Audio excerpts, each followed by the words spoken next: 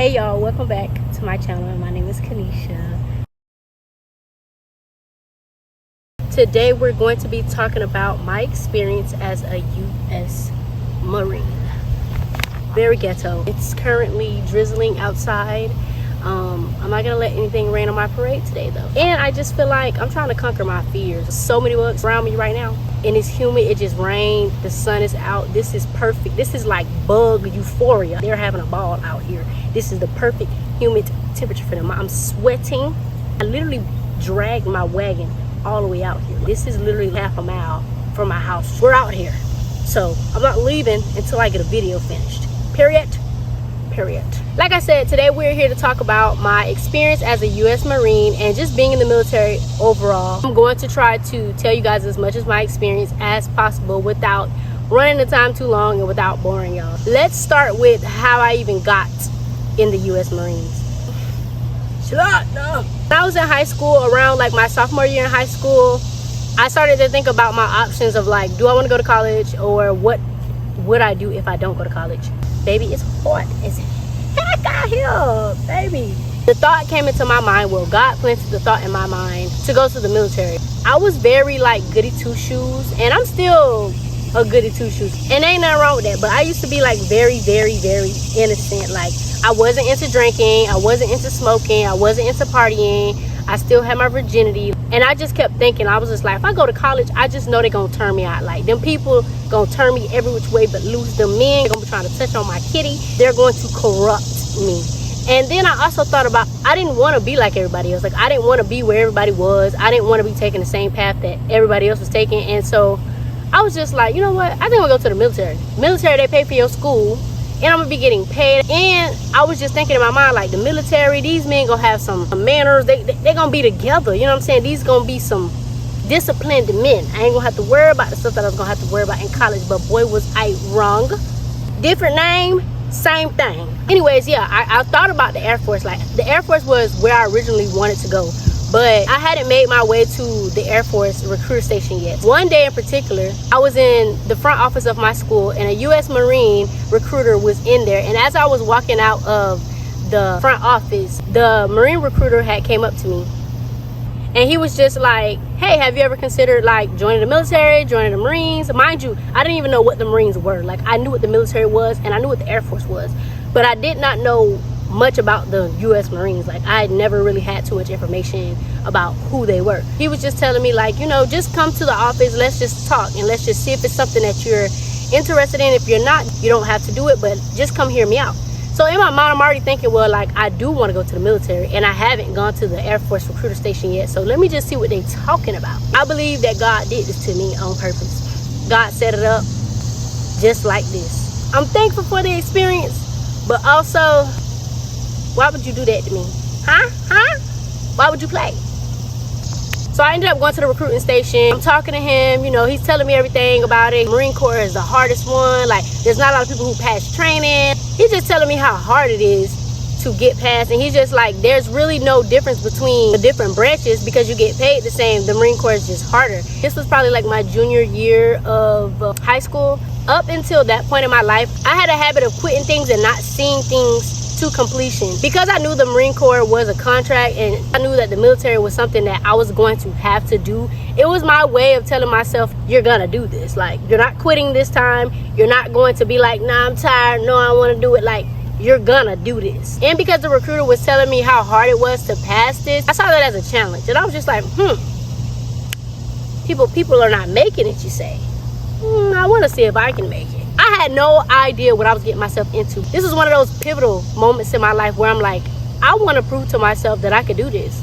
Because, like, there are so many things that I know I had the potential to do and to be great at. I let my fear and I let my mind keep me from excelling in those things. So I'm like, bet. In my mind, I'm like, well, if there's no difference for real besides the training being a little bit harder, then I think I could do this. And he was like, the Marines are more respected, they get more honor, like, get with the winning team. So I'm like, the winning team, that sound like somebody, you know, that sound like my type of team.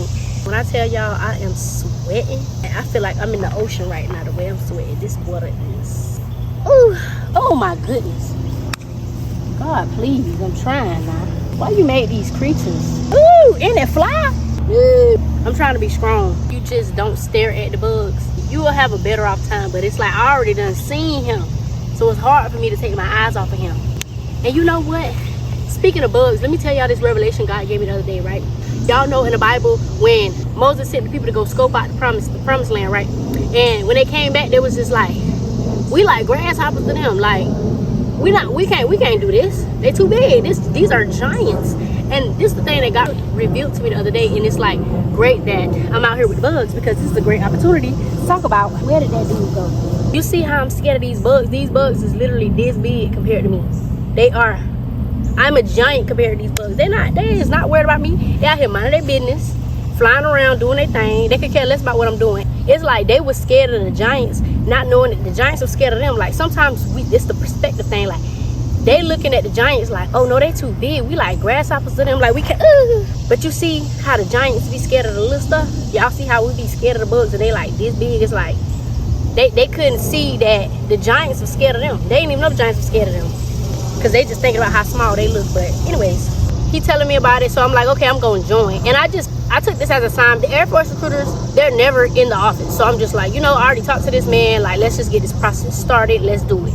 I agree that I'm going to enlist. I tell my parents, I tell my people and everybody, and they're just like, are you sure it's something that you want to do? I'm like, yeah, I want to do this. And also up to this point, I just didn't want nobody to be accountable for me. Like, I wanted to be self-sufficient. I didn't want nobody saying they had to put me through college. I didn't want to be a broke college student. Hi. Like a YouTube? Yeah. Wait, what's your YouTube? See, look at God sending me new subscribers. Now I got it in my mind like, okay, I'm gonna be a U.S Marine. Even with all the information that I was given, I didn't really know what I was getting to, but I just knew that this is what I was gonna do. We was gonna commit to something. First time in our lives, for real. From my junior year to my senior year, I would have like depth meetings, and we would basically meet like 2 to 3 times a week to exercise, and just like they would just basically conditioning us to get in shape for when we ship up. Y'all, this was the first time I had ran a mile. This was the first time I ran 2 miles, 3 miles. I could not believe this. Like, I was running, and I hate running. The Marine Corps, I don't know if they still do it, but we don't do push-ups, we do pull-ups. So you gotta know how to do pull-ups. I was doing pull-ups. I was really just shocking myself, right? So fast forward, let's get to the nitty-gritty. I ended up shipping out right after the summer of my senior year with one other person that I knew from my school who had also enlisted. So that made it a little bit better. When you go to boot camp, at least Marine Corps boot camp, because I know that everyone is different, you cannot have your phones throughout the boot camp process. So I left my phone home, and basically they put you on this bus with a bunch of other people who are also shipping off with you from different places, and y'all get on a bus and then they drive you to your location. But we talking, we hanging out. We went to Golden Corral to eat or whatever. That was probably like the only real stop that we had. Marine Corps boot camp is in Parris Island, which is in South Carolina. First, make it onto base, they make you put your head down. Literally, like, you don't know where you're going, you don't know where you at, you don't know what's going on. Because soon as you enter base gates, they make you till you reach the yellow footprints. The yellow footprints is basically like where you first get off the bus, and they line you up, and like that's when the whole debauchery begins. A drill instructor gets on the bus. Everybody get off the bus right now. Get up, get up, get up, get up, get up. It's go time. They line us up on the yellow footsteps. Mind you, it was nighttime when I was getting processed in. They send us in formation, like line by line, and we sit in these chairs. They give us these little blue little bags to put whatever little extra excess stuff that you have. Like if you brought a little bit of extra money, like from the money that you had from the trip up there, whatever little extra stuff you got, it gonna go in this little blue little bag that they give you, right? You write your name on it, and then you go into this room. It looked like prison. I ain't never been to a prison, I ain't never been to a jail, but this is what I would imagine that jail would be like. They had millions of phones lined up on this wall, and then millions of phones lined up on another wall, and then they got people going in, and it's like a old school type of phone. What them phones called? Pay phones on the side of the streets. It was them type of phones. Mind you, a drill instructor is standing right next to you. You pick up the phone, dial your parents' number. All you say in the phone is that, hey mom, I made it, love you, bye. Ain't no conversation. And they yelling in your ear while you doing, hurry up, hurry up, hurry up, hurry up, hurry up, hurry up. In my ear, baby. I ain't even hear my mama say nothing good. All I said was, hey mom, I made it, love you, bye. Clink, clink the phone down. They yelling at you. Then you go into this little room. You don't get assigned your drill instructor till like the end of the week. So you have like substitute drill instructors like that first week of processing. We didn't go to sleep that whole night. I got there that night. We didn't go to sleep that night. We didn't go to sleep until like that next night. The very next night is when we went to sleep. So the first day, they got you sitting in this like classroom type area with these little old school type of desks. They're trying to get you to fold. Some people, when they enlist in the military, they don't mention that they've had injuries. If you have this discrepancy, you're not going to be able to enlist, right? Because they don't want to be accountable for having to give you disability money for something that they didn't necessarily cause, I guess, you know? So they was interrogating us. If anybody has lied about this, or if you did this and then you didn't tell us, whatever you didn't tell us, line up or whatever. I ain't have no secrets, but all I know is I wasn't finna be dumb enough to stand up and tell y'all that I lied to y'all. They trick people. It's okay, you're not gonna be in trouble. We just wanna talk. Y'all, the people that stood up, I ain't seen them ever since they left the classroom. After that day, I never saw them people again. They probably got kicked out and sent, back off. They probably got sent back on a bus home, because baby, I ain't see them from that day forth. That whole week that we was in the processing center, we had to use porta potties. When I tell y'all, the dookie was stacked up to the toilet seat rim. It was disgusting. I'm like, when's the last time y'all changed these things? Like, hello? Not only did we have to use porta potties, we had to use a buddy system. We had to use a buddy system pretty much the whole entire time I was in boot camp. The buddy system is basically like, you can't go nowhere without a buddy. So you gotta have somebody walking with you, going to go get some water with you, going to go use the bathroom with you, whatever the case may be. And first of all, you don't even really want to use the bathroom, because trying to even ask to use the bathroom is a whole nother ordeal. As soon as you get into boot camp, you're no longer Kanisha, Amber, Jayla, whatever your name is, you're no longer that. You are speaking in third person the whole entire time. You are this recruit. That's your new name, this recruit. And you literally have to say, this recruit request, this recruit request, anything you need, you gotta raise your hand and say, hey, this recruit request. And that is if they gonna answer your request to say yes, or they might say no. Porta potties ain't even had no tissue in there sometimes. Sometimes you just shaking it off. They had this one day a bunch of supplies. This was the supplies that you were gonna have for like the entirety of boot camp, like your underwear, your skivvies, which is like your clothes that go under your camis, like your boots. You gotta pick out your boots, you gotta pick out your socks, gotta pick out your toothbrush, toothpaste, basically all the toiletries and everything that you will need. They give you like this mesh satin bag type of thing, and you carrying it, and you going around in this little conveyor belt type of style, and you're picking up stuff and putting it in your bag, and then you toting the bag. Fast forward, we finally get our drill instructors. We get assigned our drill instructors after a week. Mind you, we ain't had no real baths in a week. They ain't gave us no soap this whole entire week. We is bathing with this red antibacterial goo. I don't even know what the goo's called, but it was in these packets. It was red, and you rub it on your skin real quick and you rinse off. That's what we was doing. The first week, I was like, oh, what did I get myself into? It's not giving. Not only that, they made me take out my cornrows. I had my hair braided with like weave. It was colored weave though. Baby, they made me take that out so quick. Nah, by the first week, that was done. You're out of here. You thought she was gonna come here and be cute? Nah, we're not. We get assigned our drill instructors, and we finally get our first real bath. Let me tell y'all how bath time goes. There's like 70 girls. You get put in one big room. There's 35 bunk beds on one side, 35 bunk beds on the other side, and you got a bunkmate. And when it's time to shower, they make you stand up. They'll go between two sides. They'll yell out starboard side or north side. I forgot the names of the deck. So basically, we each got a name, and they'll be like so and so side, and then they'll be like, oh yes, no. I don't even remember what we said, but we screamed. Whatever side was the loudest was the side that was gonna go inside first. You're gonna hit one of these. So say if my side won, my side gonna go in first. You got your towel on, you hit the about face, you got on your little shower slippers, and then you running back. So y'all racing into the shower. You throw your towel somewhere, anywhere in the shower. Some people throwing their shower on the sink, some people throwing their shower on the bathroom stall racks. Throw your towel somewhere where you're gonna remember it, because you're gonna have to pick it back up and run back out with it, right? In boot camp, they don't even give you no rags, babe. This right here, this is your rag. So they're gonna have two people that's gonna be standing inside the bathroom. This is how the bathroom set up. There's 3 stalls on this side, there's 3 stalls on this side, there's a blockade in the middle. You go through the shower through 2 sides, this way or that way. Then they got the locker room style shower spigots, the ones that go like in a circle. So that's what you're dealing with. So you run into the shower, you go meet a squad leader, they gonna have a soap bottle in their hand. It's gonna be like a gel type of soap. They squeeze the soap in your hand, you run in the shower, wet yourself a little bit, you go, get the important parts and get your tail out of there. Race back out there, grab your towel from wherever you got it from, and get out there to get the drying off. And rarely, you don't even get no time to dry off. You dry for like 2 seconds before the drill instructor's all up in your face, like, hurry, right? So you drying off with the towel as much as you can. Then you putting on your tighty whities, because in boot camp, babe, ain't no cute, ain't nobody different. We all get tighty whities. You get some white underwear, just like the ones you get from Walmart, the ones that you get when you was like 5'10". Yeah, tighty whities, white underwear, and white sports bra. Everybody got it, right? So then you run it up to the front, because every night after you shower, they do evaluations on you. They do evaluations to make sure you're not cutting yourself, to make sure there's no scars on your body, to make sure nothing broken, nothing bruised. They're making sure you're not hiding a dang thing. So once everybody's hit the shower, they're gonna line everybody up and they're gonna make you do this. They're gonna go through each row and they're gonna be like, hold your hand out, flip it, turn around. All right, turn around.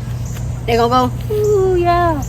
Okay, you look good, and they're gonna send you back to your spot. You're gonna run back to your spot, put on your skivvies. Skivvies is your pants and your shirts that go under your camis. So you're gonna put those over your tighty whities and stuff. Put that on, and you're gonna wait until free time.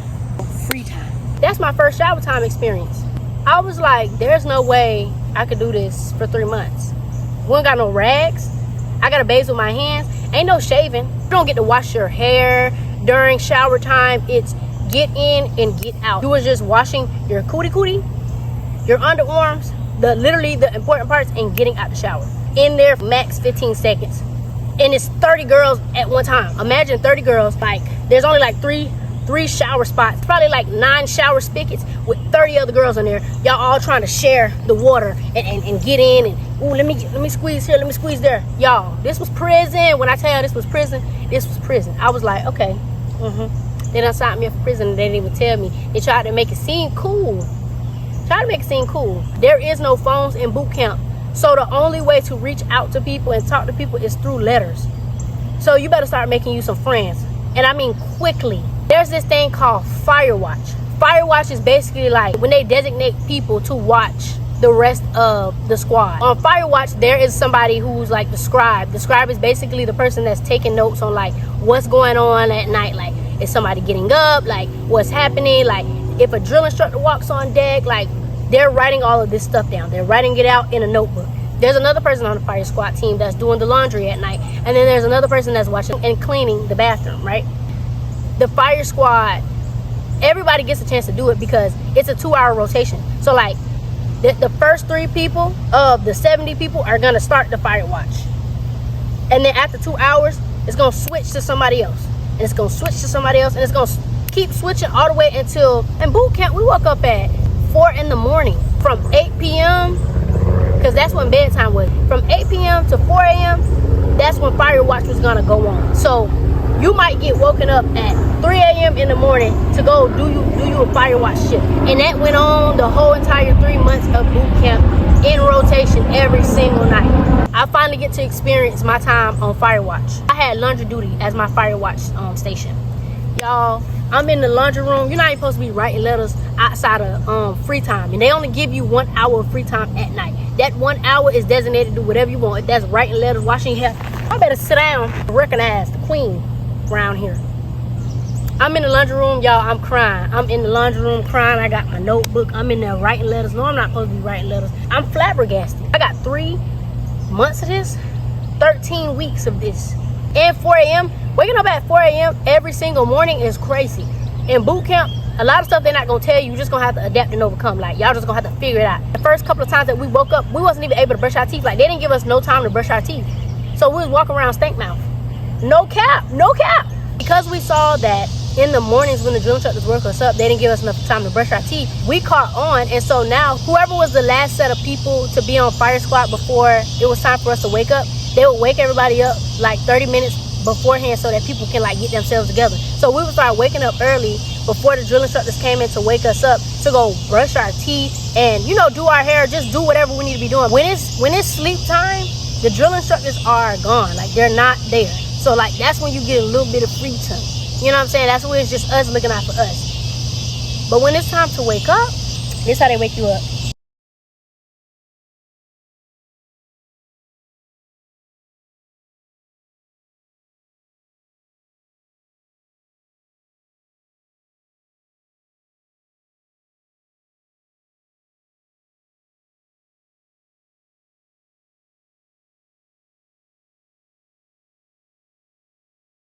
I'm noticing that there are specific people that they're always torturing. I didn't pass one ball. Sit with your legs straight, or you can't sit like this. No, you sit in crisscross applesauce. Kneeling position. So you shoot like this. Hi. I'm sorry. How you doing? He's So just getting in the way. cute. Prison. We're gonna come back with a part 2. I gotta get my mind right. There's too much going on out here.